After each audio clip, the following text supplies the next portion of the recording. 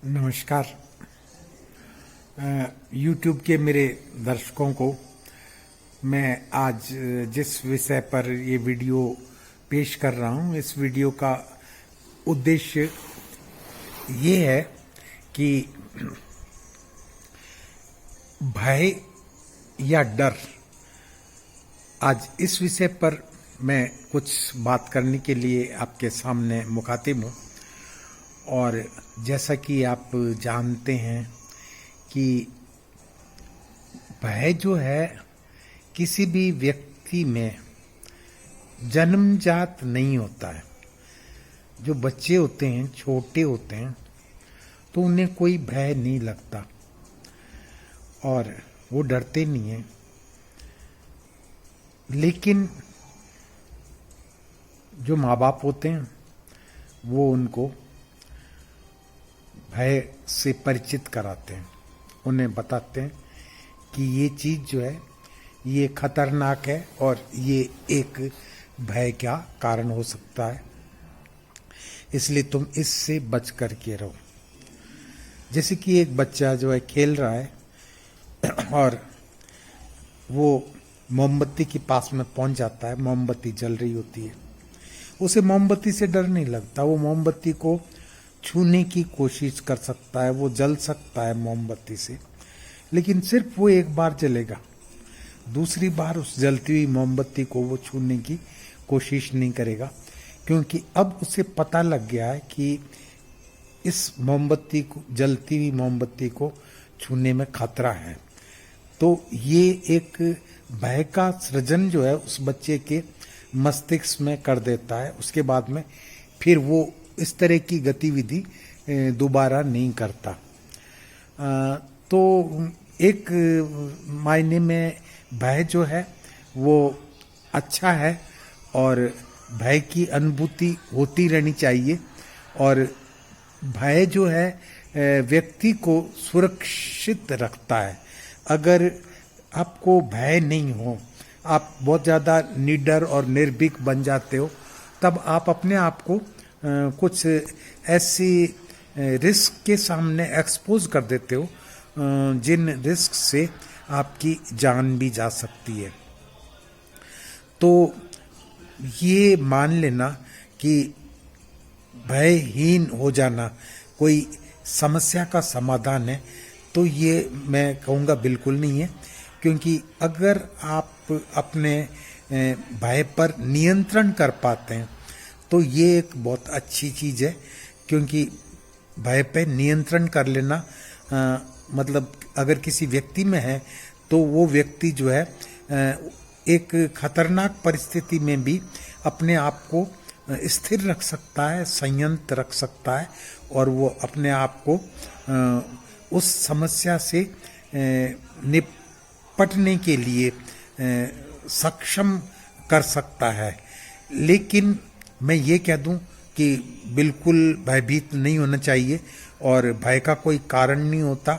और भयभीत होने वाले लोग जो होते हैं वो डरपोक होते हैं, तो ये भी एक गलत बात होगी। क्योंकि देखिए, भय जो है वो सब लोगों में होता है, किसी में कम होता है, किसी में अधिक भय होता है। और भय जो है वो आपको प्रेरित करता है कि आप अपनी रक्षा किस तरह से करेंगे। अब आज की इस कोरोना पीरियड के अंदर आप जैसा कि देख रहे हैं कि एक भय लोगों के मनो मस्तिष्क में छाया हुआ है, और वो भय ये है कि कहीं हम इस बीमारी के चपेट में नहीं पड़ जाए, और अगर हम चपेट में पड़ गए तो उसके बाद में फिर हमारा क्या होगा, हम कहाँ जाएंगे, हम इस बीमारी का मुकाबला कर सकेंगे या नहीं कर सकेंगे, या इस बीमारी के कारण हम काल कवलित हो जाएंगे, या इस बीमारी के कारण जो है किसी हॉस्पिटल के अंदर एड़ियाँ रगड़ते रगड़ते मर जाएंगे, या फिर हमारे बाद में हमारे परिवार का क्या होगा, हमारे बच्चों का क्या होगा, हमारे बैंक बैलेंस का क्या होगा, हमारे घर का क्या होगा, हमारी गाड़ियों का क्या होगा, हमारी ये जो विपुल संपदा हमने इकट्ठी कर रखी है इसका क्या होगा।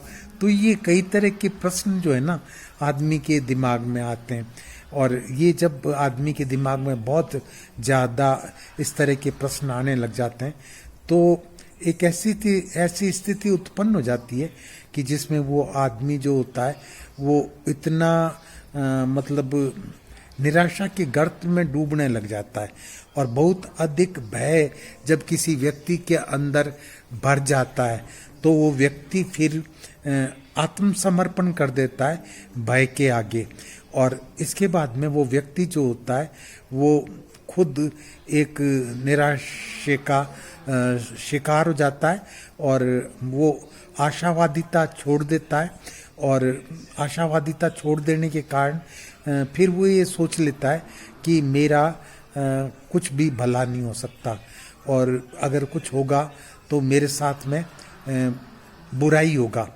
और मैं जाने अभी कितनी और मुसीबतों का शिकार होने वाला हूँ, और क्या क्या विपत्तियाँ मेरे ऊपर आने वाली हैं, और मैं क्या करूँगा।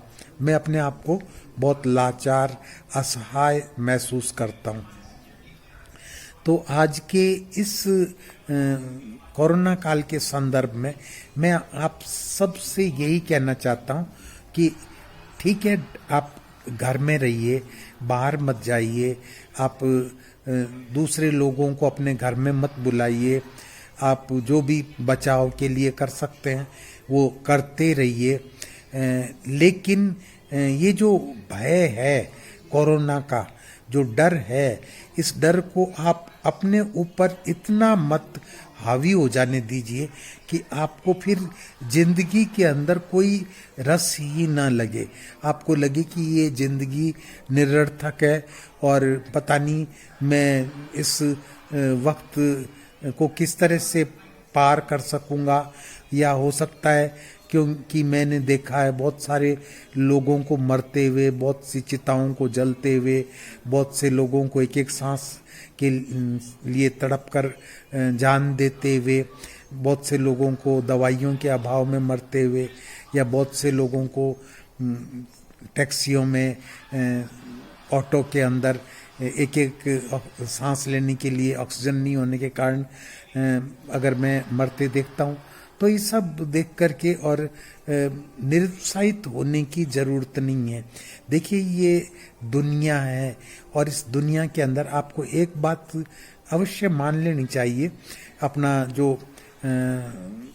हिंदुत्व के अंदर एक सिद्धांत है कि जब भी कोई व्यक्ति पैदा होता है तो उस व्यक्ति के पैदा होने के साथ ही उसकी मरने की जो तिथि होती है ना, वो भी ईश्वर ऊपर लिख देता है। मतलब उसके जन्म के समय ये निर्धारित हो जाता है कि आदमी कितनी उम्र लेगा और कब मरेगा। तो अगर कुछ किसी के साथ में ऐसा होता है तो आप यही मान लीजिए कि इस आदमी की उम्र इतनी थी और ये अपनी उम्र पूरी करके चला गया। तो मृत्यु होती है, अकाल मृत्यु कोई नहीं होती। और जब भी किसी व्यक्ति का काल आता है तभी आता है। तो आप ये कह दें कि साहब ये अकाल मृत्यु हो गई है, तो अकाल मृत्यु नहीं है, ये मृत्यु उसकी पहले से ही निर्धारित थी।